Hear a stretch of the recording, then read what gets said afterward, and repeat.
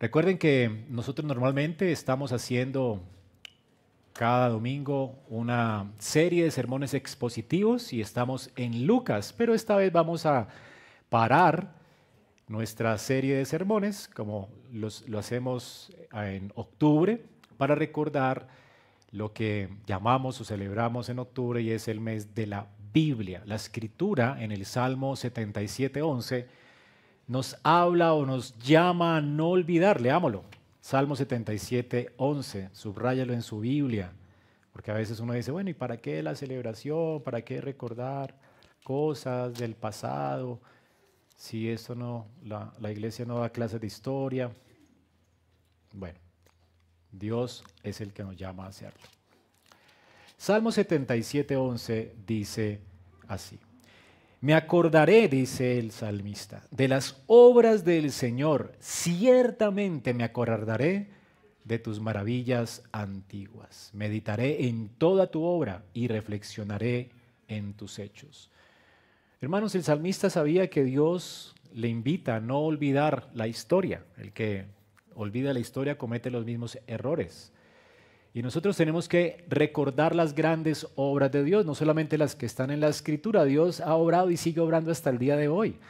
Tenemos que recordar constantemente lo que Dios ha hecho en nuestras vidas, lo que Dios ha hecho con la iglesia nuestra, con la iglesia del pasado. Es bueno recordar, no olvidar la historia, no olvidar de dónde venimos.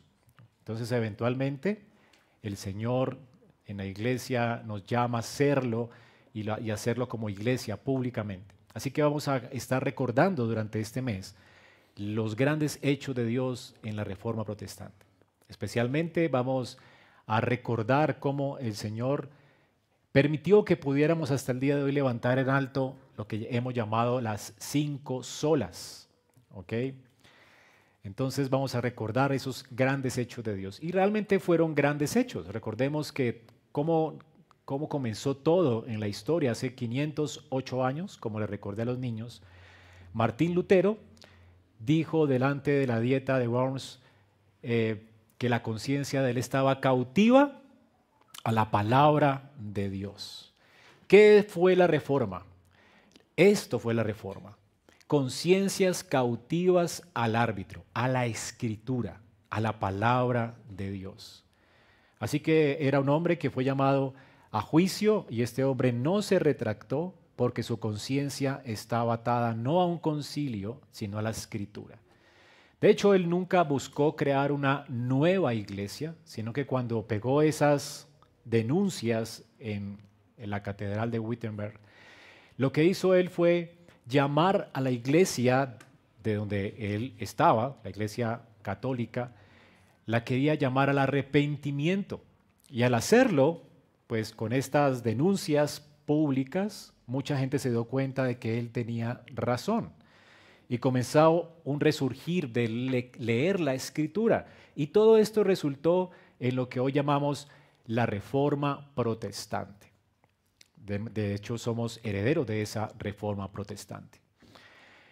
Y lo que surgió en ese tiempo y desató la revolución de la iglesia en ese tiempo fue una pregunta que sigue siendo la pregunta para nosotros hoy. La pregunta es, para nosotros, en nuestra fe, en nuestra vida, la iglesia, ¿qué es antorcha y qué es ceniza? Así se va a llamar nuestra serie de sermones. Ustedes saben que si uno prende una antorcha y coloca cosas sobre la antorcha, ¿qué pasa con esas cosas? Se queman. Bueno, algunos dicen, bueno, puede sofocar el fuego de la antorcha y apagarla, ¿no? Pero resulta que el fuego de Dios es imposible apagarlo, ¿ok? Cuando Dios viene y se revela a su pueblo, como lo hizo con Moisés en la zarza ardiente, ¿era posible sofocar el fuego? Imposible, ¿no? ¿Y cuál es la razón? Que el fuego no estaba causado por la zarza. De hecho, la zarza nunca se consumía porque el fuego estaba allí en la zarza representando la vida de Israel. Israel no se consumía a pesar de que Dios está con ellos, ¿ok? Y Dios está revelando a ellos y ellos no mueren. Eso es lo increíble de esa zarza. De manera que el fuego de Dios, la presencia de Dios es un fuego, su revelación es un fuego que no puedes sofocar. Va a ser evidente. Y todo lo que ponga sobre ese fuego, ¿qué va a hacer? ¿Qué sucedía con el fuego que Dios encendió en el Sinaí, en el altar de los sacrificios? Que ¿te acuerdan que llovió fuego del cielo y, ¡puf!, y se consumió? Todo lo que se ponía ahí, ¿qué pasaba? Se consumía y subía como olor grato a Dios. Así que estas son las cosas que tenemos. La gran pregunta, hermanos, que vamos a respondernos. El principio de la reforma. La fe nuestra, ¿qué es? ¿Antorcha o ceniza? No hay términos medios. ¿Ok? Es decir, o nosotros como iglesia nos ponemos por encima de la revelación de Dios y somos consumidos y nos volvemos ceniza, o levantamos en alto esa antorcha y nos sometemos a ella y nos ponemos debajo de ella para que ilumine nuestro camino. No hay términos medios. Todo el que se ponga por encima de la antorcha, ceniza. ¿Ok? Y esto es lo que hizo la Reforma Protestante. Salieron o resurgieron de las cenizas, porque lo que hacía Roma era ponerse por encima de la Escritura. Y por supuesto, se cayó de su peso. Es una iglesia falsa, en apostasía. ¿Y qué hicieron los reformadores? Tomar y ponerse por debajo de la Escritura. Así que ellos no fundaron una nueva iglesia, más bien siguieron la tradición de la iglesia de Cristo desde siempre. Ponerse debajo de la Biblia y levantar en alto la antorcha de la palabra. Y es importante recordar esto, hermanos, porque hoy, como nunca, estamos llenos de ceniza alrededor nuestro. Y a veces esto es caótico. Por un lado, todavía pues Roma está presente y hay una tradición institucional que nos dice, vengan, vengan, descansen sobre la sombra de Roma, descansen. Deje que Roma decida por usted, deje que el Papa decida quién tiene la razón. Pero también está la voz moderna. No solamente está Roma, ¿verdad? Están todas estas iglesias herederas de los anabaptistas que dice, tu experiencia es lo importante. ¿Has tenido un encuentro personal con Dios? ¿Te ha hablado Dios a ti? ¿Has sentido esa palabra rema que te golpea? Esa es otra historia, ¿verdad? Aquí que, pues obviamente los católicos nos dan la razón, o sea, les dan la razón a los católicos romanos, porque muchas de estas sectas que surgieron de la Reforma, como los anabaptistas, ¿dónde colocan su esperanza? En la experiencia subjetiva, ¿verdad? En que ellos mismos escucharon una voz, que ellos tienen una visión nueva y fresca para la iglesia, yo y mis 12, ¿no? Es una visión fresca. Entonces, igual, es la misma cosa, ¿no? Estas cosas son iguales. Ninguna de las dos están bajo la Biblia, sino sobre la Biblia. Y por eso esta serie es importante. No como una nostalgia del pasado, sino que es urgente para nosotros hoy, en medio de tantas voces, volver de nuevo a la única voz suficiente para nuestra vida y la piedad. Así que vamos a comenzar esta serie de sermones expositivos sobre las solas de la Reforma. Vamos a comenzar con la Escritura. La pregunta para hacernos esta mañana es, ¿nos aferramos a la antorcha que Dios nos ha dado para que ella nos ilumine? ¿O hacemos parte de las cenizas del mundo que se ponen por encima de la Biblia, que ponen su experiencia por encima de la Biblia, la institución por encima de la Biblia? El apóstol entonces, el apóstol Pablo, nos va a dar razones de peso para que jamás nos pongamos por encima de la Biblia. El apóstol al final de su vida, ya antes de su muerte, escribió una última carta. ¿Saben cuál es la última carta que escribió Pablo? Segunda de Timoteo. Entonces, aquí el apóstol, antes de morir, quería asegurarse de que Timoteo se pusiera por debajo de la antorcha y no por encima de ella. Para el tiempo de Pablo, Éfeso estaba, al igual que nuestro tiempo, lleno de ceniza, lleno de fábulas, doctrinas de hombres, judaizantes en la iglesia, que le decían a la iglesia, nosotros somos la regla, el árbitro, lo que diga el rabí. Somos la iglesia antigua, los rabís que tienen la última palabra en la interpretación. Los apóstoles no han hecho el trabajo tan bien como nosotros, ellos son indoctos.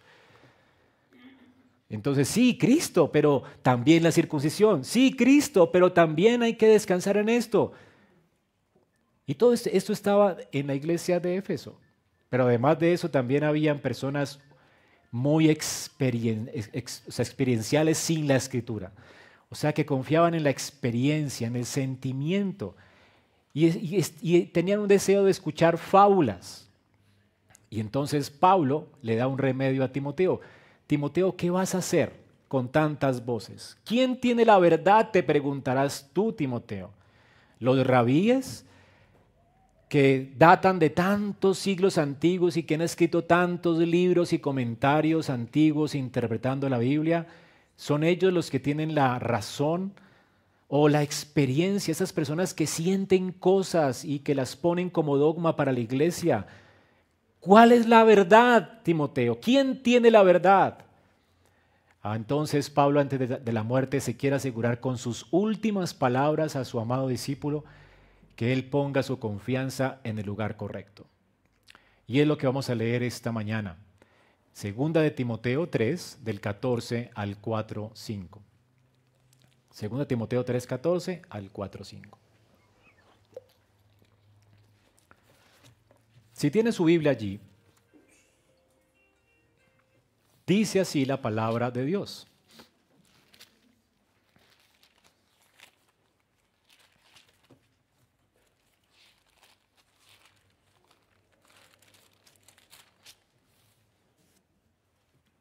Segunda Timoteo 3, sí. 14. ¿Lo tenemos? Ok. Tú, sin embargo, Timoteo, persiste en las cosas que has aprendido, de las cuales te convenciste sabiendo de quién las has aprendido. Desde la niñez has sabido las sagradas escrituras, las cuales te pueden dar la sabiduría que lleva a la salvación mediante la fe en Cristo Jesús. Toda la escritura es inspirada por Dios y útil para enseñar, para reprender, para corregir, para instruir en justicia, a fin de que el hombre de Dios sea perfecto, equipado para toda buena obra. En la presencia de Dios y de Cristo Jesús, que ha de juzgar a los vivos y a los muertos por su manifestación y por su reino, te encargo solemnemente, predica la palabra, insiste a tiempo y fuera de tiempo, amonesta, reprende, exhorta con mucha paciencia e instrucción. Porque vendrá tiempo cuando no soportarán la sana doctrina, sino que teniendo comezón de oídos, conforme a sus propios deseos, acumularán para sí maestros y apartarán sus oídos de la verdad y se volverán a los mitos. Pero tú, sé sobrio en todas las cosas, sufre penalidades, haz el trabajo de un evangelista, cumple tu ministerio. Y luego dice, yo ya me voy a morir, por favor, haz esto, Timoteo. Pablo está consciente de que pronto él iba a dar su vida al Señor a causa de la persecución. Él está ya en sus últimos días. De alguna manera sabía que esta era su última carta. Dice, yo ya estoy listo para ser derramado como ofrenda de libación. El tiempo de mi partida ha llegado. Él sabe que va a morir. Es su último respiro. Lo último que Pablo escribe. Y lo que escribe acá es urgente. Pablo le está dando no solamente un ancla donde mantenerse firme en medio de la tormenta a Timoteo, sino que le está dando un ancla donde mantener firme la iglesia después de Timoteo, es decir, a nosotros. Y hermanos, es un llamado que Dios nos está haciendo a través de Pablo a la fidelidad a la Escritura. Y vamos a ver esto. 3 puntos, o 4 para nuestro entendimiento. En primer lugar, el llamado de Dios a la fidelidad. Vamos a ver también el fundamento de ese llamado, y es la naturaleza y el propósito de la palabra de Dios, y la urgencia de mantenernos allí anclados en ella. Y en primer lugar, aquí tenemos la primera argolla de esa ancla. El fundamento. La fidelidad, ¿por qué? La palabra de Dios debe ser levantada en alto por Timoteo y él debe de quedarse allí solamente en ella. Pablo había estado advirtiendo a Timoteo en los versículos anteriores acerca de los peligros que la iglesia estaba teniendo. Muchos peligros, como les dije. Hombres que se desviaban tras sus propios deseos, falsas doctrinas siendo introducidas a la iglesia, pero Pablo no quiere que Timoteo naufrague y que esté a la deriva. Él le da un ancla. ¿Cuál es el ancla? Dice Pablo, pero tú, el mundo está convulsionado. Nadie sabe ni qué creer. En la iglesia se han infiltrado falsos maestros. Hay muchos maestros y la gente les gusta escucharlos porque inquieta sus mentes.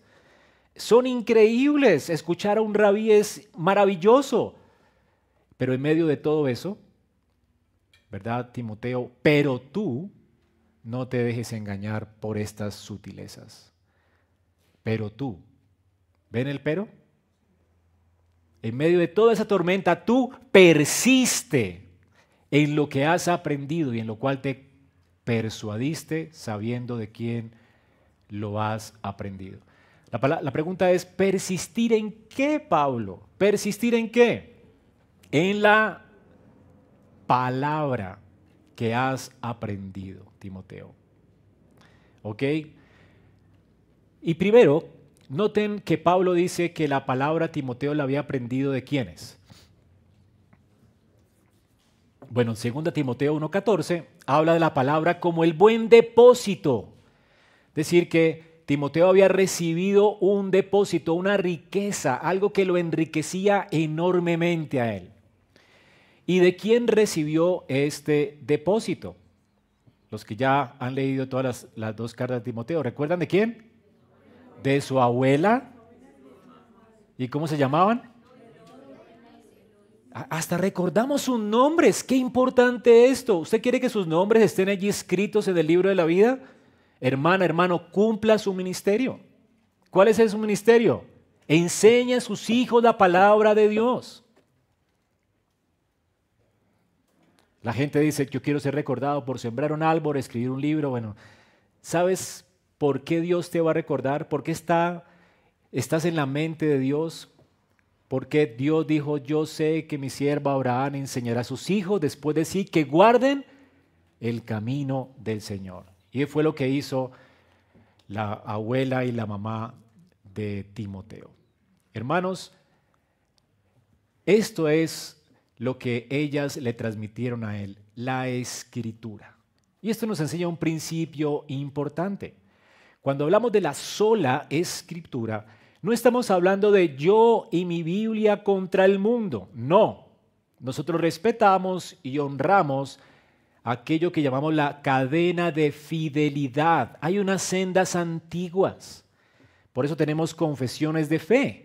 Hay unas sendas antiguas, no yo y la palabra solamente, no es que la palabra también es transmitida, hay una transmisión.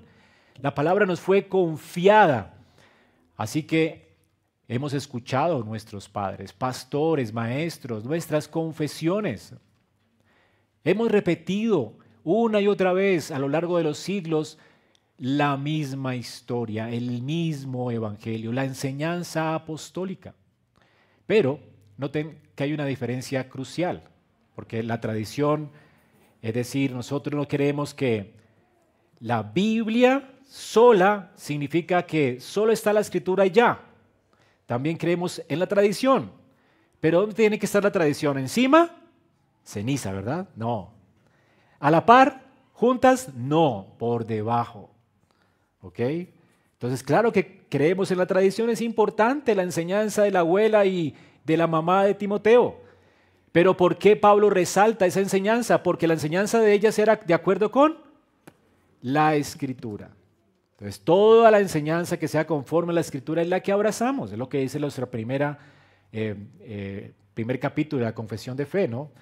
Nosotros creemos en Dios por la palabra, De manera que los concilios, los catecismos y todo deben subordinarse a ella. Pero la Biblia es la norma de todo, la norma, el árbitro, no la enseñanza de la abuela.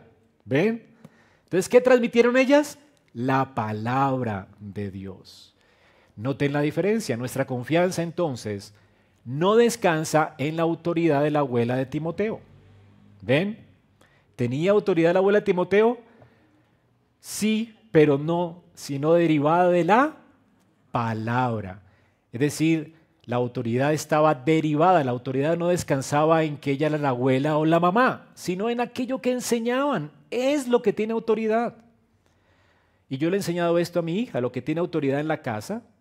¿Quién es? ¿Yo? Bueno, sí en un sentido, pero no por mí, es por la palabra. Intentamos hacer en la casa lo que Dios dice. Y es la razón por la que la castigamos cuando hay mentiras, cuando hay insultos, cuando hay cosas que están en contravía de la Escritura. La razón por la cual hay castigo, ¿cuál es? Porque Dios lo ordena. ¿Ven? Así que en mi casa el árbitro no soy yo, y mi hija lo sabe muy bien, ¿verdad? Y a veces cuando ella ve que hay injusticia, dice, ¡ah! Pero eso no es pecado, ¿por qué me están regañando, verdad? Entonces tenemos que explicarle que hay cosas que uno hace que están derivadas de la Escritura que también son pecado, ¿verdad? Entonces, y a veces nos equivocamos y tenemos que pedirle perdón. Pero ¿quién es el árbitro en la familia? La Escritura. Y como nuestros hijos van siendo criados en la Biblia, y yo le he contado todas las historias de la Biblia, ellos se vuelven muy inteligentes sabiendo cuáles son las reglas del juego. No las tiene mi papá, no las tiene mi mamá, es la Biblia. Imagínate un muchacho siendo criado así de pequeño. Así fue criado Timoteo. Él aprendió esta norma a través de su abuela y su madre.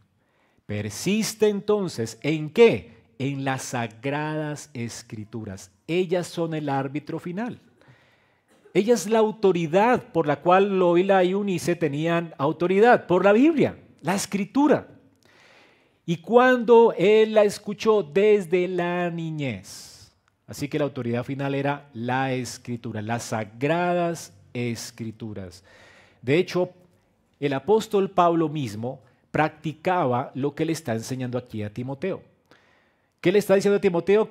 La última autoridad no la tenía ni tu mamá ni tu abuela, sino la Biblia. Ahora, Pablo también en otros contextos le enseñó a Timoteo estas cosas acerca del poder de la Escritura. Pablo mismo se sometió a la enseñanza de la palabra de Dios. Es decir, lo que él le transmitió a Timoteo nunca fueron sus opiniones, sino la verdad contenida en la revelación de Dios. Por eso Pablo nunca se molestó cuando fue a Berea, ¿se acuerdan?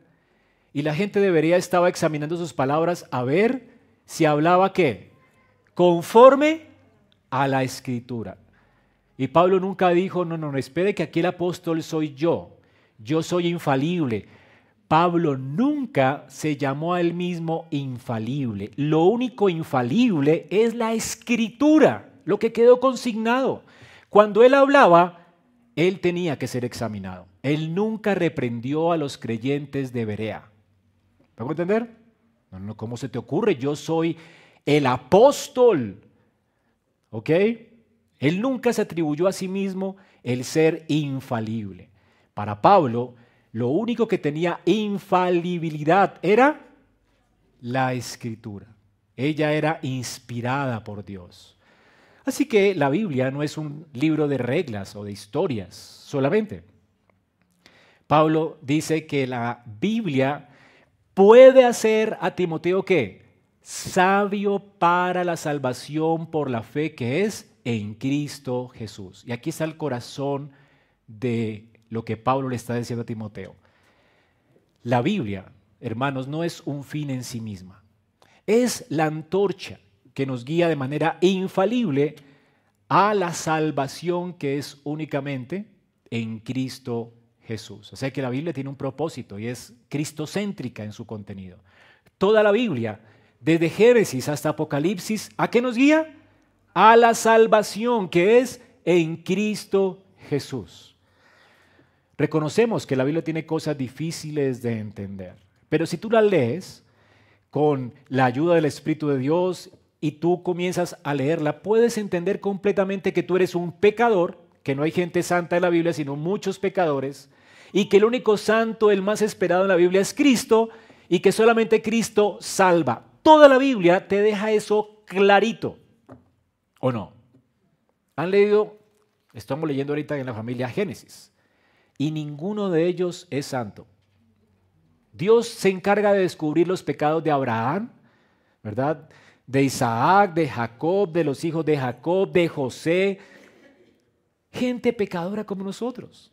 ¿En qué confiaban ellos? En la promesa de Génesis 3:15. En Cristo. El único que nació de una virgen, sin relación con el pecado. Ellos creyeron también en Él. Ellos creyeron que vendría un Salvador sin relación con el pecado, nacido de una virgen y que sería la simiente que pondría fin al pecado. Destruiría a Satanás en la cabeza y nos salvaría y nos redimiría de nuestros pecados. Toda la Biblia habla de Cristo. Así que, hermanos, vivimos en una cultura difícil.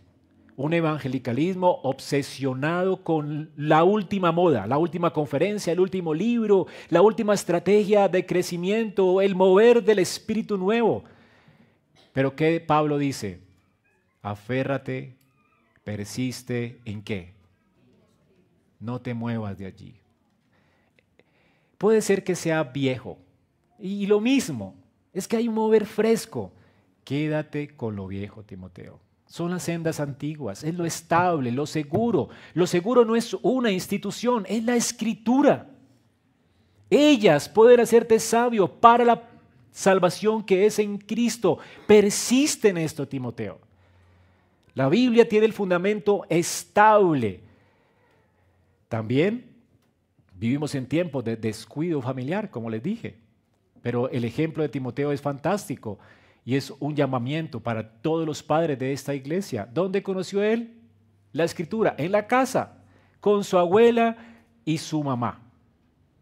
Posiblemente no tenía papá, ¿no? Si no hubiera sido el responsable de esa educación. Pero hermanas, hermanos, esa es la responsabilidad de ustedes, no es de la escuela dominical. Hay familias que llegan a la iglesia y aquí no hay escuela dominical porque lo único que hacen o que aprendieron es a tener un espacio sagrado el domingo y a vivir como paganos el resto de la semana, como si Dios no existiera. Y la iglesia es parte del entretenimiento mundano. Entonces traen a sus hijos para que me los entretengan y yo quiero entretenerme con el sermón, a ver qué novedoso dice el maestro de turno. Y esta es la costumbre de la iglesia hoy en día. Y es triste. Porque es lo que nos encontramos cada día. Aquí hay escuela dominical para los niños porque no quiero tenerlos aquí conmigo. Me estorban, no me entretengo tan bien cuando están a mi lado.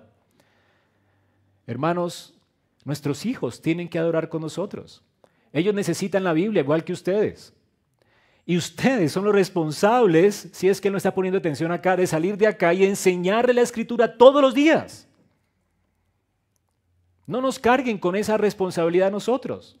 Ahora, si quieren escuela dominical, son los papás los que tienen que hacerla, no los pastores. Hermanos, ustedes necesitan entender esto. Nosotros los equipamos a ustedes, ¿para qué? Dice Pablo.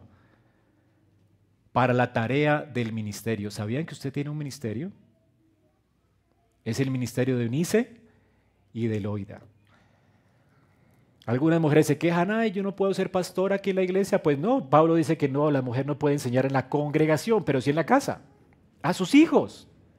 Es decir, que ella también tiene que aprender. Pablo dice que la mujer aprenda, en silencio, pero aprenda. ¿Y para qué? Porque tiene una gran responsabilidad de educar a la siguiente generación y afirmarla en la palabra de Dios. ¡Qué responsabilidad! Alguien decía que el poder del mundo está en las manos que mecen la cuna. Y sí que tienen razón. Hermanas, allí está su responsabilidad. Hermanos, allí está su responsabilidad de que las preguntas que sus esposas tengan, ustedes tienen que ser capaces de responderlas. Porque si las mujeres están más tiempo con los niños en casa, educándolos en la piedad, ellas también tienen preguntas. Y Pablo dice a Timoteo, si a una mujer viene con preguntas, que calle, que guarde silencio y le pregunte a su marido en casa. ¿Y cuál es la razón de Pablo? Incentivar la autoridad de los hombres en la familia. Ellos son los responsables de la teología de sus hogares. Son la cabeza de la familia. Entonces aquí hay una mujer casada y me pregunta, pastor, pregúntale a tu marido. El marido tiene que estudiar teología. Él tiene que ser un diestro teólogo. Hermano, usted no está aquí simplemente para echarse un ratico de esparcimiento y entretenimiento el domingo o por religiosidad. Usted necesita tomar apuntes, ser equipado para responder a las objeciones de este mundo, a las críticas de este mundo, equipar a su esposa para la tarea que tiene en casa. Somos los responsables. ¿Son capaces de hacerlo con honestidad? Usted necesita estudiar. Y para eso nosotros estamos enseñándole. Así que usted es el primero que tiene que tomar apuntes, no su mujer. ¿Ok? Y el primero que tiene que estar estudiando en la iglesia y estar orando. Somos los responsables como varones. Somos cabezas de la familia por eso. Después de mandarnos a persistir en la palabra, Pablo nos da ahora la razón fundamental. Y aquí responde la pregunta, ¿por qué tanta Biblia? ¿Por qué la Biblia? ¿Por qué no otros escritos de los grandes teólogos y filósofos? ¿Por qué no la tradición de la iglesia? ¿Por qué no nuestra experiencia? ¿Por qué si mi experiencia fue tan extraordinaria? Es que si supiera, me ericé, me tumbaron, soñé esto, me curaron. ¿Por qué no eso? La respuesta de Timoteo es muy simple. Toda la escritura es inspirada por Dios. Habla de la naturaleza de la Biblia. La razón de por qué tanta Biblia, de por qué solo Biblia, es que ella es la única palabra de Dios, el único árbitro. Él inventó este juego y él inventó las reglas. Y ella es la única autorizada de Dios para enseñarnos. La palabra que Pablo usa aquí en el griego tiene dos, es decir, una palabra, dos derivaciones. Es Deos neutos. Es decir, la palabra es Deos, es de Dios y además es exhalada o respirada por Dios. Piensen un momento en esto, lo que esto significa. Cuando usted habla de su propio aliento, todo lo que sale de su aliento, de su voz, ¿qué es? Es su personalidad. ¿Quieres conocer a alguien? Mira cómo habla. Ahí está. Si está bien educado, si está mal educado, si es alguien con poco conocimiento, con mucho conocimiento, alguien vulgar, pagano, cristiano. De la abundancia del corazón habla la boca. Eso sí que es cierto, ¿no? Entonces, ¿quiere conocer al futuro esposo que le espera? Escúchelo hablar. Eso es él y nada más. ¿Ok? Eso es él. Eso es lo que hay en su mente, en su corazón. Escúchelo hablar, siéntese a hablar, pregúntele. Si lo que habla es... Eso es y nada más. Si lo que habla es ruido, ¿verdad? Eso es, nunca va a cambiar. ¿Qué es lo que hay en el corazón del hombre? De eso habla la boca, ¿verdad? Después no se queje. La palabra habla de tu personalidad. ¿Qué es la palabra de Dios entonces? Es la personalidad de Dios, la autoridad de Dios, la intención de Dios. De hecho, la Escritura no tiene una doble intención. Pablo habla de la palabra como un órgano. Claro, fue escrita por hombres, pero todo lo que los hombres escribieron era palabra de Dios. La intención que tenían los hombres era la misma intención de Dios. Y esto lo digo porque hay teólogos que dicen, no, es que la Biblia tienes que discernir entre la intención humana y la intención divina y complican las cosas de una manera absurda. Y aquí sale entonces esta nueva tendencia de que el código secreto de la Biblia, ¿no? No hay nada secreto en la Biblia. La misma intención, cuando Moisés escribió el Pentateuco, la intención que tenía él fue puesta por Dios. era la intención de Dios. Y todo lo que escribió allí es palabra de Dios. ¿Ok? No hay intención humana allí. Solamente es la intención divina puesta allí. Dios guió a estas personas. Los santos hombres de Dios hablaron siendo llevados por Dios en sus intenciones y en sus palabras. ¿Lo entendieron todo? Tal vez no entendían todo. No tenían todo el cuadro completo. Cada uno habló en parte lo que entendía, pero lo que entendió lo escribió y lo entendió porque Dios lo inspiró. ¿Ok? Así que no se dejen engañar con esos teólogos modernos, liberales. No hay código secreto en la Biblia. No hay dos intenciones en la Escritura. Es la única intención de Dios. Pablo dice, la palabra es inspirada. Todo salió de Dios. La intención y las palabras. Cada verbo, cada coma, cada cosa que hay en la Biblia importa porque fue exhalado por Dios. ¿Cómo ganó los debates Jesús con los fariseos de su tiempo? Con la conjugación de un verbo. ¿Hay o no resurrección, Jesús? ¿Ustedes nunca leyeron la Biblia?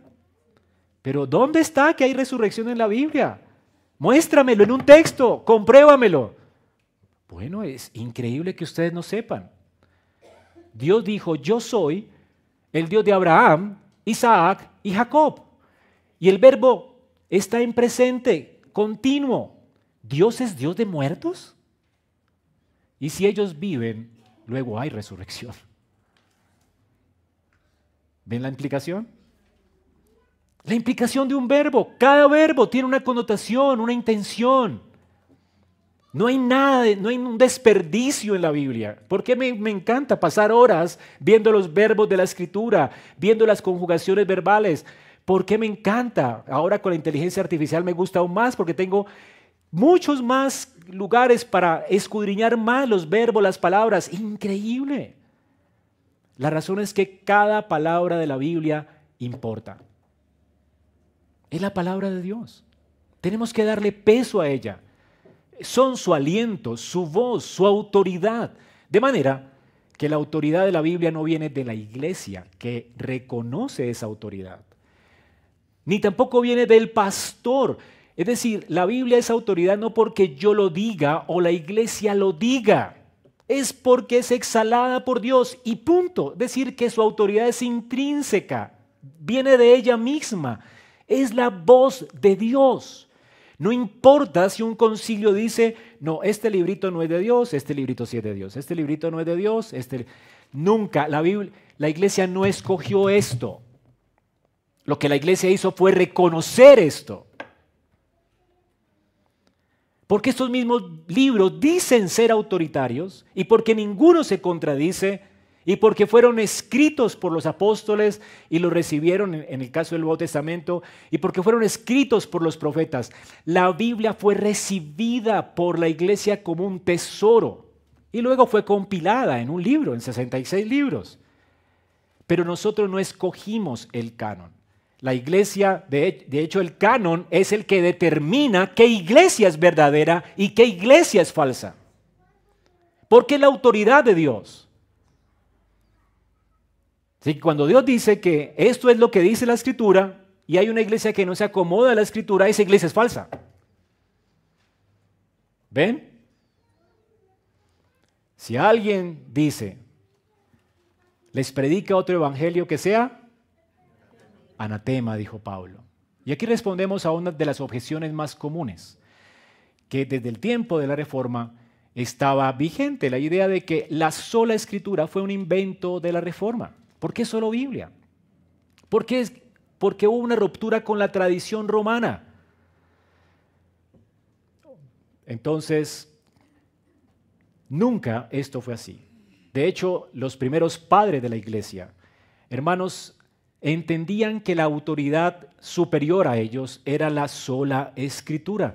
Ya el canon existía, las cartas estaban rodando. Agustín dijo, solo las Escrituras canónicas, a ellas les debemos un asentimiento sin dudar, mientras que todos los demás escritos deben ser juzgados por ellas. Para él, para Agustín de Hipona, La Escritura autenticaba la iglesia y no al revés. ¿Ok? ¿Quieres saber qué es una iglesia auténtica? ¿Cree en la Biblia? Es una iglesia auténtica. Jerónimo, que fue el primer traductor de la iglesia en latín, él enseñó a distinguir entre los dos libros, entre los canónicos y los apócrifos.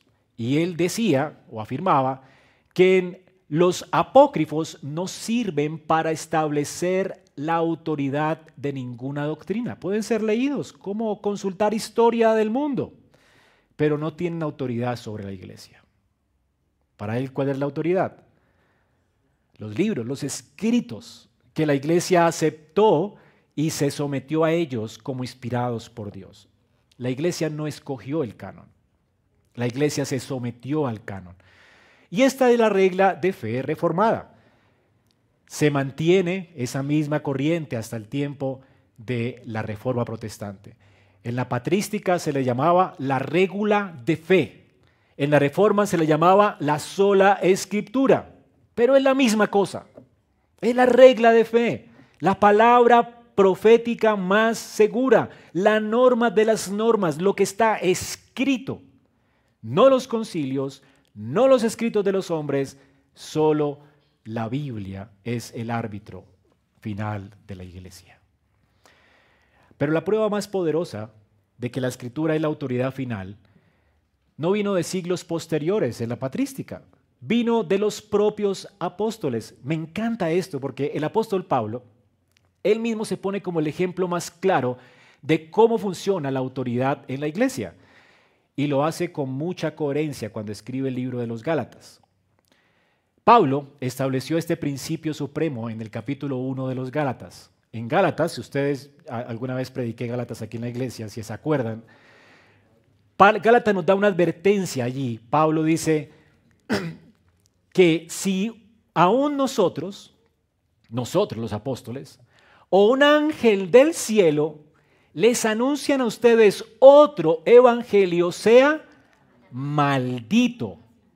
Fuerte, ¿no? O anatema. O sea, Pablo no dice, hermanos, si ustedes me desobedecen a mí, no son la iglesia, son malditos. Él dice, obedezcan al evangelio, a la norma. ¿Ok? Es decir, que el evangelio estaba por encima de ¿quién? De Pablo. O sea, él mismo se declara maldito si él se aparta de la antorcha. Si él se pone por encima de la antorcha y habla algo distinto a lo que Dios le dio, él dice, soy maldito. Así que, ¿qué era infalible en Pablo? ¿Era Pablo por el mero hecho de ser apóstol? No. Era la escritura. Y eso es lo que determinaba el ministerio del apóstol Pablo. La autoridad de Pablo no residía en su persona, ni siquiera en su propio oficio, sino en el mensaje inmutable de Cristo, el que recibió de Dios, el Evangelio. En el capítulo 2 es lo más increíble. Léanse Gálatas completo. Pero el capítulo 2 es increíble porque Pablo nos recuerda, dice que él subió a Jerusalén para reunirse con los apóstoles, los que estaban en eminencia en la iglesia. Todos reconocían que los apóstoles eran el fundamento de la iglesia. ¿Ok?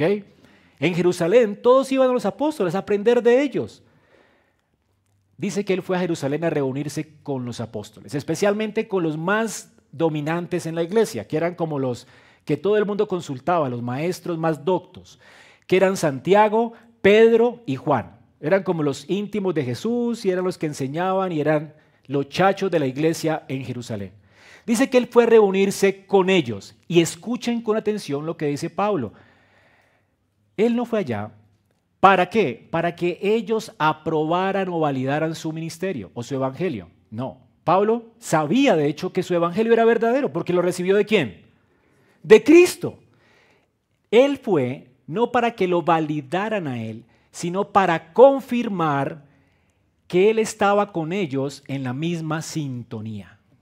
Ahora la pregunta del millón, ¿qué hubiera pasado si Pablo hubiera llegado a los que están en eminencia, ¿sí? Al Papa supuestamente Pedro, y Pedro le hubiera dicho otra cosa que él no recibió? ¿Qué hubiera pasado? Ay, y entonces estoy equivocado, diría Pablo, ay, pobre de mí, y hubiera tenido angustia existencial. ¡No! ¡No!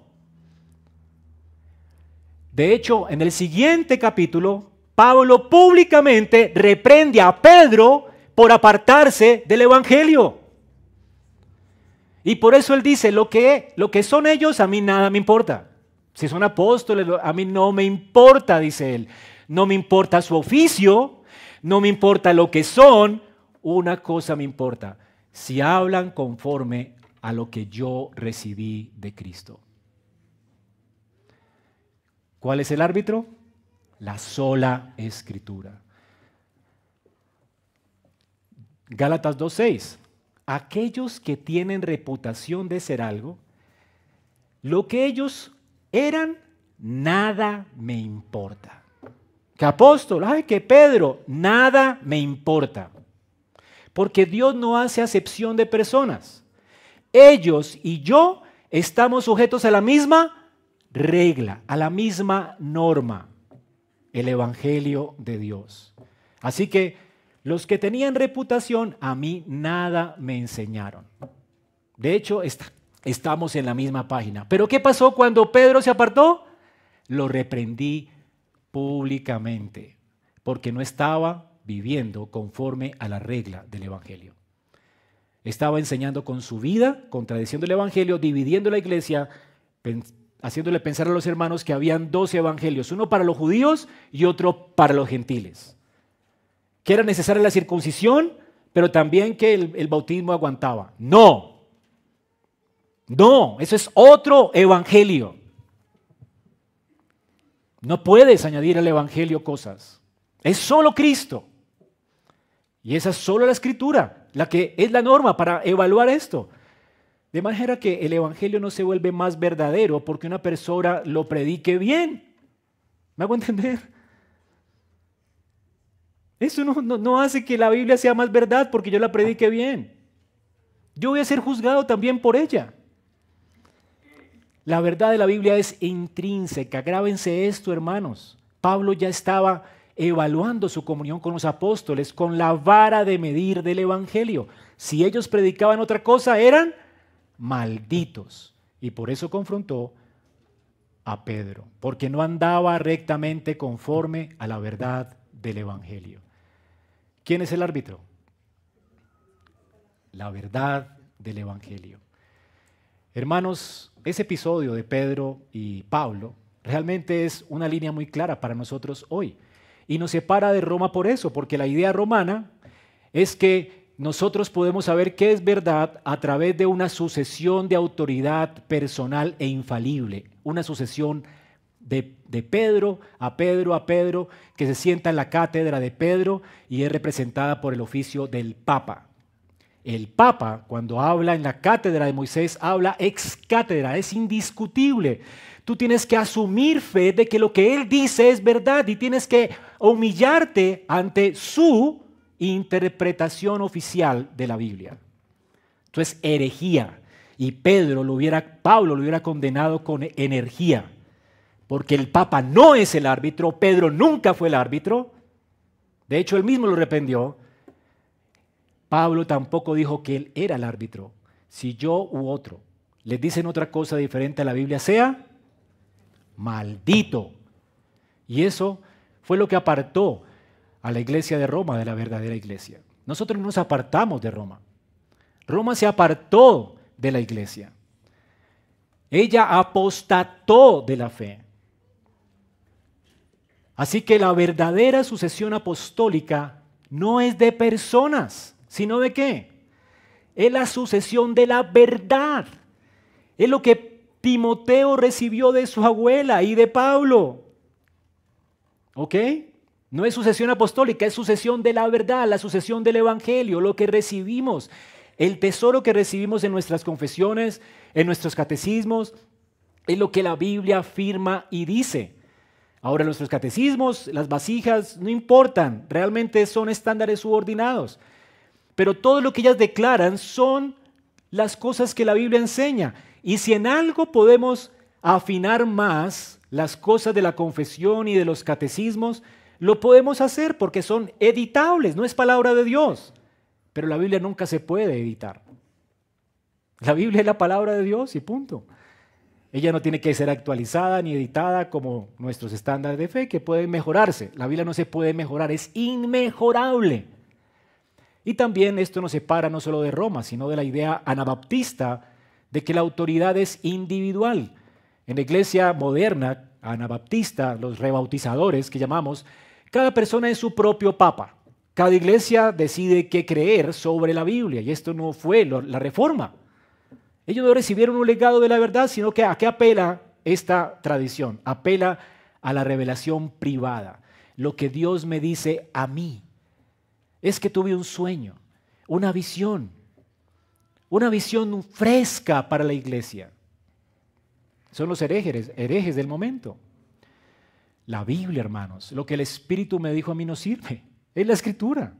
No me importa los sueños que tienes, ni las visiones que tienes, ni el sueño que tienes para la iglesia. Yo tengo a alguien que controla la iglesia, gobierna la iglesia, que tiene un sueño mejor que el mío.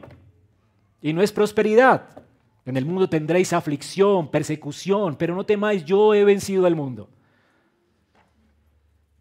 Ese es el que gobierna nuestra iglesia. Así que el modelo de Pablo es el modelo de la reforma. La autoridad ministerial sirve a la palabra. Así que Pablo no era la ceniza de una autoridad, sino más bien era aquel que sostenía en alto la llama de la palabra de Dios. Y esto tiene dos implicaciones directas para nosotros. Si la Escritura es la voz de Dios, hermano, tiene que saber esto. Ninguna institución está por encima de ella. Ni un papa, ni un concilio, una red apostólica. Nadie tiene autoridad para añadir o quitar lo que Dios ya ha hablado.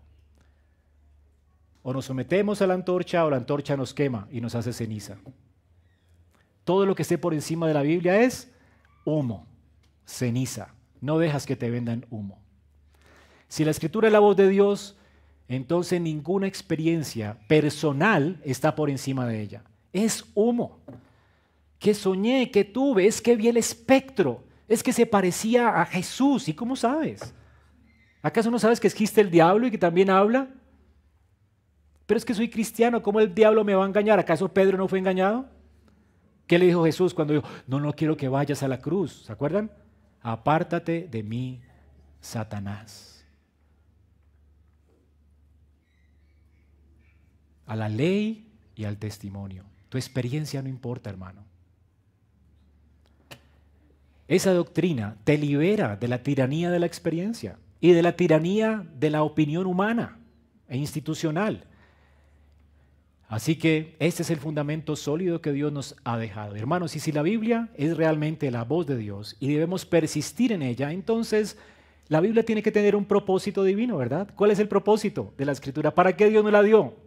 No es un adorno, no es una cosa, una pieza de museo. ¿Qué hace ella? Noten, ¿es útil para qué?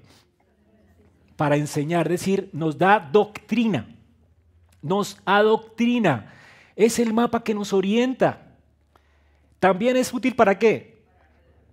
Redarguir, es reprendernos, es la luz que expone nuestro pecado. Es la que nos dice dónde estamos y lo que tenemos que hacer. Nos redarguye. El Espíritu la usa para redarguir nuestro corazón. ¿Para qué más? Para corregir. Decir que ella es la mano del pastor que nos guía de vuelta al redil. Nos lleva del error a la verdad. Ella nos pastorea, nos guía. Es suficiente para eso. También dice que nos instruye en justicia. Es decir, que ella nos moldea la imagen de Cristo. Nos enseña a vivir de acuerdo a Cristo. Es como el pan que nos alimenta.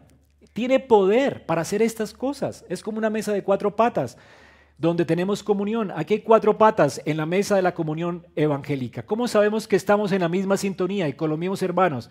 Porque la Biblia es la que sostiene nuestra comunión. ¿Y qué hace la Biblia en la iglesia? Enseña las 4 patas, enseña, redarguye, corrige, instruye en justicia, y es por eso que podemos mantener la comunión. Es por eso que la iglesia es una. No nos unimos por causa de un papa que nos dice qué creer. Nos unimos alrededor de la mesa de la palabra de Dios, que hace con cada creyente lo mismo y con cada iglesia lo mismo. Nos reprende, nos enseña, nos corrige, ¿verdad? Nos entrena. Es el instrumento perfecto y completo que el Espíritu usa para la vida del creyente y para que como iglesia tengamos comunión unos con otros. Así que esto es lo que la Biblia hace. ¿Cuál es el propósito final? Noten que hay un propósito último. Para que el hombre de Dios sea perfecto. O sea que la mesa está servida. Eso es lo que hace la Biblia en nosotros. ¿Para qué? ¿Cómo nos levantamos de esa mesa? Perfectos y preparados para toda buena obra. La palabra perfecto aquí no es sin pecado, por si acaso. La palabra perfecto aquí es que la Biblia nos equipa con todo lo necesario, nos hace aptos, completos para cumplir el ministerio. Lo que Dios nos llamó como padres, siervos, esposos, empresarios, empleados, lo que sea que hagas. Ella te hace perfecto, especialmente al hombre de Dios lo hace perfecto. Si hace perfecto al hombre de Dios, te hace perfecto a ti también, a todos en la iglesia. Enteramente preparados. Noten que enteramente preparados, ¿qué no quiere decir? Es importante. No quiere decir que nos hace parcialmente preparados. O sea, necesitas la Biblia y los concilios, por si acaso, porque la Biblia es insuficiente. Te deja casi listo, pero necesitas la voz del Papa. No. La Biblia te deja enteramente, completamente. No necesitas nada más. Esta es la doctrina de la suficiencia de la Escritura. Y es un golpe de gracia contra otras voces que compiten por autoridad en nuestro tiempo. Es que necesitas al profeta, tú no necesitas a un profeta. Es que necesito este mediador, tú no necesitas a nada más sino la Escritura. ¿Necesitas la tradición de los hombres? No. ¿Un magisterio para completar lo que Dios ha declarado que es suficiente? No. Hermanos, hemos visto entonces el fundamento de nuestra fe. Debemos persistir ¿en qué? En la palabra. Hemos visto la naturaleza de la palabra. ¿Cuál es su naturaleza? Respira la autoridad ¿de quién? De Dios. Y hemos visto su propósito. Nos equipa completamente para toda buena obra. Ahora, la pregunta que nos lleva al último punto es, ¿cuál es la conclusión inevitable de esta doctrina? De la suficiencia de la Biblia, de la sola Escritura. ¿Qué hacemos con este tesoro tan grande? Segunda de Timoteo 4. Pablo le dice a Timoteo, la conclusión lógica, Timoteo, es predica la palabra. Esa es la conclusión lógica. Enseña la palabra. Es la urgencia. Pablo sabe que su tiempo se acaba. Él va a morir. Y la orden más importante para Timoteo es, mira Timoteo, de hecho, te lo encarezco delante de Dios. Lo pone delante del tribunal del Dios Todopoderoso y le dice, mira Timoteo, si no haces esto, te van a juzgar. Él va a juzgar a los vivos y a los muertos. Así que te demando, Timoteo, predica la palabra delante de Dios, delante del Hijo, delante del Espíritu Santo. Delante de Dios te digo, predica la palabra. Si no lo haces, Él te va a juzgar. Sus últimas palabras antes de morir. Fuerte, ¿no? Me asusta esto. Yo no quiero pararme aquí hablando mis opiniones, ni mi testimonio, ni presentando un stand-up comedy para entretener a la iglesia. La palabra, te encarezco, dice Timoteo, te encarezco. Allí están los testigos. Predica la palabra. ¿Cuándo? A tiempo, fuera de tiempo. Redarguye, reprende, exhorta con toda paciencia y doctrina. Las cuatro patas de nuevo. ¿Ven? ¿Cuál es la tarea principal de la iglesia? Predicar la palabra. Hermanos, la tarea principal de la iglesia no es convertirnos en un centro de terapia. el Centro de Teoterapia Integral. Ese no es el propósito nuestro. No es impulsar un movimiento político, cristianos en acción, no sé qué. No es la tarea de la iglesia. Timoteo, no te pongas con esas cosas. Predica la palabra. Si tu pastor, si las personas que les gobiernan, hermanos, un día desapareceré de este mundo. Y los niños están aquí. Si algún día un pastor se está dedicando a la política, no es un pastor. Si monta un centro de teoterapia o lo que sea, no es un pastor de Cristo. Hay que disciplinar a esa persona. No se está sometiendo a Cristo. Él va a tener que dar cuenta por esto. ¿A qué fue llamado un pastor? ¿A qué fue llamada la iglesia? A predicar la palabra. ¿Para qué es que sirven las arcas de la iglesia? Para que este ministerio se mantenga en firme. Para que haya más púlpitos saludables. Para que el pastor tenga tiempo y pueda vivir reposadamente de manera que se dedique a esto. ¿Ven? Esta predicación, dice Pablo, ¿qué debe incluir? Reprender, redarguir, exhortar, con paciencia y doctrina. ¿Y por qué tanta urgencia? ¿Por qué tanta urgencia? ¿Por qué? ¿Por qué solamente la palabra? ¿Por qué? Versículos 3 y 4. Porque vendrá tiempo cuando no sufrirán la sana doctrina, sino que teniendo comezón de oír, se amontonarán maestros conforme a sus propias concupiscencias y apartarán de la verdad el oído y se volverán a las fábulas. Timoteo, mucha urgencia, porque ya está pasando y vendrán tiempos que están pasando también ahora, donde los maestros se amontonan en YouTube, en Facebook, en todas esas redes sociales. Muchos maestros se amontonan vendiéndole a la iglesia humo. ¿Y qué hacemos? Cada día sale un nuevo profeta, una nueva persona. Vuelve a casa, hijo mío. Vuelve a Roma, hijo mío. Vuelve a no sé qué. Mira la experiencia, hijo mío. Mira el profeta, hijo mío. Y en medio de tantas voces, el pastor puede sentirse abrumado. ¿Y qué hago? ¿Cómo me preparo mejor? Predica la palabra, Timoteo.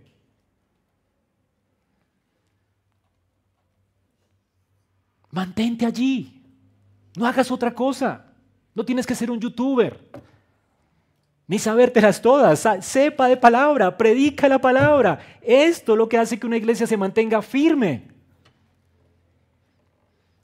Hermanos, ¿cuál es la solución de Dios? La palabra. Marcos 7. Jesús, cuando estaba hablando con los fariseos, dice que los fariseos invalidaban la palabra con su tradición. Muchas veces las tradiciones también son estas fábulas peligrosas que estaban en el tiempo de Timoteo. Una tradición perversa que les hacía creer a las personas que la circuncisión tenía un valor intrínseco en ella misma sin la palabra. Como si la circuncisión hiciera algo, salvara. Igual hoy, como si el bautismo o la Santa Cena hiciera algo sin la palabra.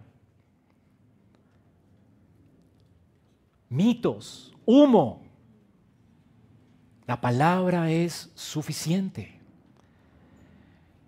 Hermanos, la tradición, hoy en día, la tradición romana de la cual salió la Reforma, realmente en ese tiempo vendían humo y habían tantas fábulas.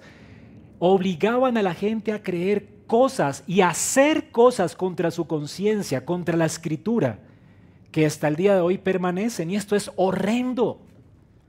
La iglesia de Roma, al igual que Aarón, cuando levantó el becerro de oro, ¿se acuerdan? ¿Para qué Aarón levantó el becerro de oro? ¿Para decirle a Israel, mire, adoren el becerro de oro? No. ¿Cuál es la intención de Aarón? Que adoraran a Jehová, ¿cierto? Adoren a Jehová, este fue el que nos sacó. Ellos querían ver a Dios, querían ver algo. Y Roma levanta ahora la hostia y so pena de maldición dicen que esa hostia se convierte como el becerro de oro en el cuerpo de Cristo. Y cuando levantan la copa dice que se convierte en la sangre de Cristo y dicen en sus cánones, adoren esta hostia, adoren esta copa. Levantan esto diciendo, esto es Cristo, adórenlo. Y en el concilio dice, en el Concilio Vaticano, si no adoras esto, eres maldito, porque eso es de la misma sustancia de Cristo. Hermanos, eso es obligar a la conciencia de alguien a hacer idolatría. ¿Cómo te vas a postrar delante de un pan cuando sigue siendo pan?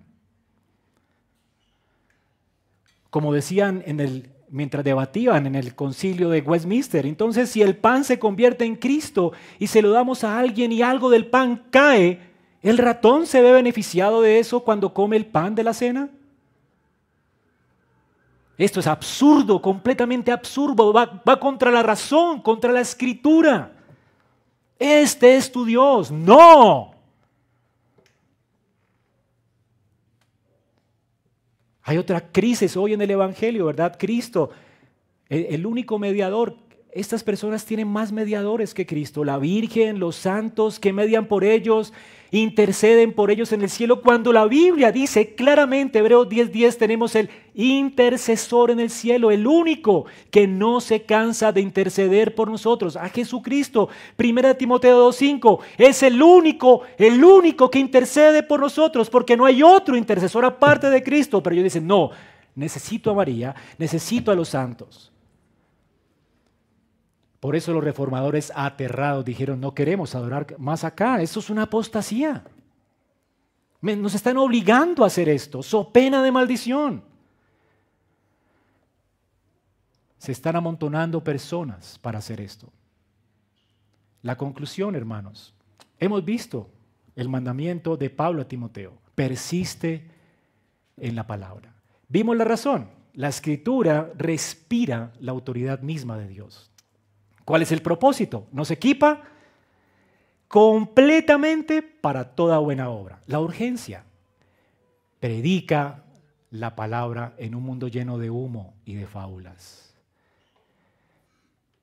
Ahora, sé que después de esto, tal vez llegarás a tu cama esta noche y pensarás después de todo lo que hemos visto, bueno, con tantas corrientes, con tantos youtubers, con tantas voces, ¿no será que estamos nosotros equivocados? ¿No será que de alguna forma hay error en nosotros y tal vez los católicos sí tengan razón? ¿O el profeta de turno tenga razón? Y es una pregunta dolorosa porque parte de una premisa falsa que seguramente algunos asumimos. La idea de que la seguridad nuestra descansa en la fuerza con la que nosotros nos aferramos a la verdad. Piensen en esto, hermanos. A veces pensamos en la fe como si tuviéramos un objeto precioso en nuestras manos y vivimos con un temor constante de que por nuestra debilidad o por la confusión de este mundo, eso que es de valor se nos pueda caer o perder. ¿Dónde está el error? El apóstol Pablo nos enseña que es opuesto a esto. Es decir, nosotros no tenemos la verdad. La verdad no es un objeto que nosotros poseemos y lo podemos manipular o manejar. Vamos a leer Romanos 6:17.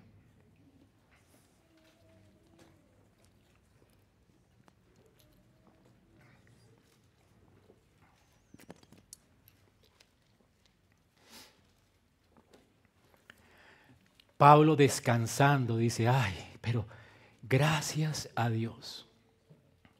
Ustedes eran esclavos del pecado. Claro que hay confusión en este mundo, hay confusión en nosotros. De hecho, estábamos esclavos del pecado. Ahora nos hicimos obedientes de corazón. ¿A qué? A aquella forma de doctrina a la que fueron entregados. Esto es maravilloso. Hermanos, no somos poseedores de la verdad, fuimos entregados a ella. Ese es el fundamento de nuestra fe. Yo no fui salvo por mi propia iniciativa. Dios me escogió, Dios me amó primero. ¿Notan la imagen de Pablo aquí? La verdad del Evangelio no es como una plastilina en nuestras manos que nosotros vamos moldeando a nuestra forma. Y cada persona tiene una perspectiva diferente de esa verdad de acuerdo a cómo moldee esa plastilina. ¡No! La verdad de Dios no es eso, según Pablo. ¿Qué es la verdad de Dios según Pablo? Según Pablo, nosotros somos el barro o la plastilina. Y el Evangelio es el molde que el Señor usa soberanamente para darnos forma a todos. Y eso es lo que une a la iglesia finalmente. Es porque la verdad nos posee. Es lo que nos trajo de Roma a la iglesia protestante. Es porque la verdad nos tomó, nos hizo suyos y nos está moldeando a esa forma. Eso es liberador, glorioso.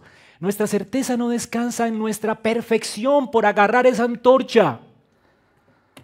Tampoco descansa en el poder de nuestras manos para no dejarla caer. La antorcha de la palabra de Dios no brilla porque la sostengamos bien. Brilla porque su fuego es fuego del cielo. Porque es Cristo mismo. Él es la luz de este mundo. Él es la verdad encarnada. Cuando Pedro, el gran apóstol, se desvió del Evangelio, esa misma verdad que estaba sosteniendo iluminó su corazón a través de Pablo para él darse cuenta de su maldad y arrepentirse. Esa verdad no dejó de ser verdad porque Pedro se estaba desviando de ella. Todo lo contrario, la verdad lo redarguyó para regresar de nuevo al Evangelio. Así que la verdad no es un sistema de ideas que ustedes y yo defendemos. La idea aquí, hermanos, es que la verdad es una persona. Por eso la Biblia es Cristo mismo. Cristo es la encarnación de esa palabra. Él es el verbo hecho carne. La verdad es una persona. Y nosotros no defendemos a esa persona, todo lo contrario, es Él quien nos defiende a nosotros. Él es nuestro abogado delante del Padre. Él es nuestro pastor. Él es el que ilumina nuestras vidas. Si nos desviamos, Él va y nos rescata. Él rescata del hoyo nuestra vida. Él un día nos va a hacer perseverar y nos va a coronar de favores y de misericordias. Nos va a llevar seguros a casa. Tú no sustentas la verdad te sostiene a ti. Fuiste rescatado por ella. Vas a ser perseverado, preservado por ella. Y vas a llegar hasta el final por ella. Por eso las puertas del infierno no van a poder prevalecer contra la iglesia. La tarea tuya no es vivir con ansiedad, guardando un tesoro que es frágil. No, mi tarea es descansar en la asombrosa realidad de que somos guardados por Cristo, por aquel Dios todopoderoso, que es la verdad, el camino y la vida, que nos entregó su gracia y su evangelio. Y es la confianza con la que quiero que salgas hoy de aquí, hermano. La verdad no es una carga frágil que se puede caer de nuestras manos. Es la respuesta de Dios para nuestra gran necesidad en medio de tanta confusión. Y ella promete salvarnos hasta el final. Damos gracias a Dios por esa gloriosa verdad. Oremos. Señor, rogamos en esta hora que podamos ser un pueblo que descansa en tu autoridad y en tu palabra. Que descanse, Señor, en la obra terminada de Cristo. Y que podamos proclamar esto con fidelidad en la medida en que somos moldeados más y más a tu imagen para la gloria de Dios. Señor, rogamos que nos des el coraje de Timoteo para mantener en alto el estandarte de tu palabra. Pero sabemos que nuestras manos son frágiles y podemos desmayar, confundirnos, pecar. Pero aún así, Señor, gracias por tu verdad, porque ella nos iluminará, aun si andamos en sombra de muerte. Tú mismo irás por nosotros, nos pastorearás con tu vara y tu callado, con tu verdad, y nos traerás de regreso al redil. Señor, gracias porque hacemos parte de una comunidad, de una familia que está en todo el mundo, que abraza esta misma confesión, la sola Escritura. A pesar de nuestras limitaciones de entendimiento, Señor, cuánto amamos a los hermanos que anhelan cada día profundizar en tu palabra y se someten a ella. Señor, somos un pueblo, tenemos un mismo espíritu, un solo Señor, un solo pastor y una misma verdad. Y el mismo pastor y árbitro de nuestra fe, que es el Espíritu Santo de Dios en nuestras vidas. Gracias, Señor, porque no nos has dejado solos. Y gracias porque tu iglesia ha permanecido por los siglos abrazando esta misma verdad, sometiéndose a esa misma palabra, por la cual oramos hoy, Señor, que nos hagas fieles y firmes para seguirnos sometiendo a ella hasta el final. Ayúdanos a estudiarla, a escudriñarla, a enseñarla a nuestros hijos, a traspasarla a la siguiente generación. Señor, que levantemos una generación de gente bien instruida para que sean guardados de las artimañas del error. Señor, te lo rogamos. Danos valor, energía, fortaleza, sabiduría, luz para saber guiar también a nuestros hijos a toda verdad, a la verdad de tu palabra. Y Señor, gracias por tu Santo Espíritu que nos equipa, nos ilumina para poderla entender. Y cuando hay cosas difíciles, danos la humildad, Señor, para confesar junto con la iglesia lo que es realmente valoramos realmente y lo que realmente asegura nuestra fe y nuestra salvación y nuestro descanso eterno. Ayúdanos en medio de nuestra mente finita a someternos a tu escritura, a vivir de acuerdo a todas las cosas que son claras, que son demasiadas. Señor, y aún en las cosas que no entendemos, ayúdanos a ser humildes y a tolerarnos unos a otros en medio de la diversidad en la iglesia. Señor, gracias. Gracias porque nos has dado compañeros con quien caminar juntos para seguir levantando en alto el estandarte de tu palabra. Oramos esta mañana con acción de gracias en Cristo Jesús. Amén.